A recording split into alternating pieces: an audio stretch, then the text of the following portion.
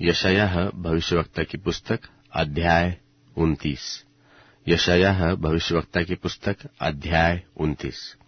हाय अरियल पर, हाय अरियल उस नगर पर जिसमें दाऊद छावनी किए हुए रहा।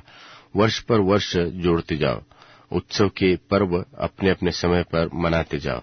तो भी मैं तो अरियल को सकीती में डालूंगा, वहां रोना पीटना होगा, और वह मेरी दृष्टि में सचमुच अरियल सा ठहरेगा। और मैं चारों ओर तेरे विरुद्ध छावनी करके तुझे कोटों से घेर लूंगा और तेरे विरुद्ध गढ़ भी बनाऊंगा। तब तू गिरकर भूमि में डाला जाएगा और धूल पर से बोलेगा, और तेरी बात भूमि से धीमी धीमी सुनाई देगी, और तेरा बोल भूमि पर से प्रेत का सा होगा, और तू धूल से गुनगुना गुनगुना कर बोलेगा। तब तेरे परदेशी बैरियों की भीड़ सूक्ष्म धूलि की नाई और उन भयानक लोगों की भीड़ भूसे की नाई उड़ाई जाएगी। और यह बात अचानक पल भर में होगी।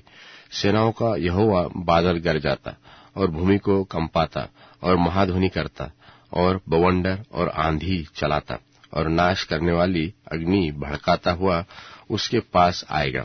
और जातियों की सारी भीड़ भाड़ जो अरियल से युद्ध करेगी, जितने लोग उसके और उसके गढ़ के विरुद्ध लड़ेंगे और उसको सकीती में डालेंगे, वह सब रात के देखे हुए स्वप्न के समान ठहरेंगे। और जैसा कोई भूखा जो स्वप्न में तो देखता है कि मैं खा रहा हूं, परंतु जागकर क्या देखता है कि उसका पेट शून्य है। वह कोई प्यासा स्वप्न में देखे कि मैं पी रहा हूं, परंतु जागकर क्या देखता है कि उसका गला सूख जाता है और प्यासा मर रहा है। वैसे ही उन सब जातियों की भीड़भाड़ की दशा होगी जो सिय्योन पर्वत से युद्ध करेगी। ठहर जाओ और चकित हो, भोग विलास करो और अंधे हो जाओ। वे मतवाले तो है, परंतु दाख मधु पीने से नहीं। वे डगमगाते तो है, परंतु मदिरा पीने से नहीं।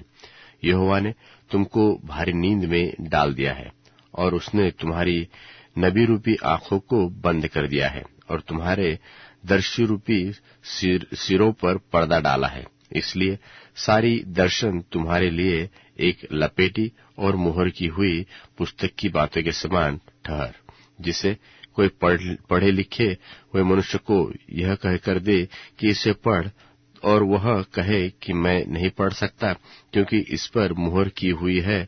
तब वही पुस्तक अनपढ़े को यह कहकर दी जाएगी कि इसे पढ़, और वह कहेगा कि मैं तो अनपढ़ा हूं।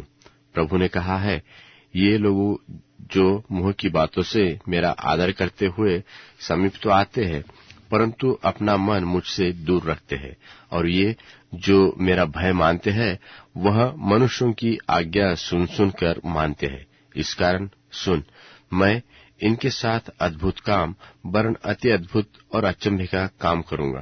तब इनके बुद्धिमानों की बुद्धि नष्ट होगी और इनके प्रवीणों की प्रवीणता जाती रहेगी। हाय उन पर जो अपनी युक्ति को यहोवा से छिपाने का बड़ा यत्न करते और अपने अपने काम अंधेरे में करके कहते हैं कि हमको कौन देखता है और हमको कौन जानता है। हाय तुम्हारी कैसी उल्टी समझ है! क्या कुम्हार मिट्टी के तुल्य गिना जाएगा? क्या कार्य अपने कर्ता के विषय कहेगा कि उसने मुझे नहीं बनाया? वह रची हुई वस्तु अपने रचने वाले के विषय में कहे कि वह कुछ समझ नहीं सकता? क्या अब बहुत ही थोड़े दिनों के बीतने पर लबानोन फिर फलदाई बारी न बन जाएगा और फलदाई बारी जंगल न गिनी जाएगी? और उस समय बहिरे पुस्तक की बातें सुनने लगेंगे और अंधे जिन्हें अब कुछ नहीं सूझता वह देखने लगेंगे, और नम्र लोग यहोवा के कारण अति आनंदित होंगे, और दरिद्र मनुष्य इस्राएल के पवित्र के कारण मगन होंगे, क्योंकि उपद्रवी फिर न रहेंगे और ठट्ठा करने वालों का अंत होगा।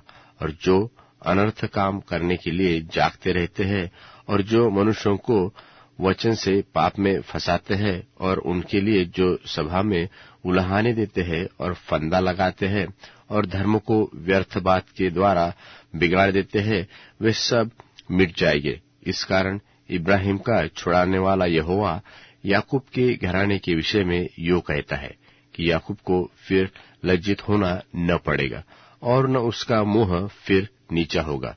और जब उसकी संतान के लोग मेरा काम देखेंगे जो मैं उनके बीच में करूंगा, तब वे मेरे नाम को पवित्र ठहराएंगे।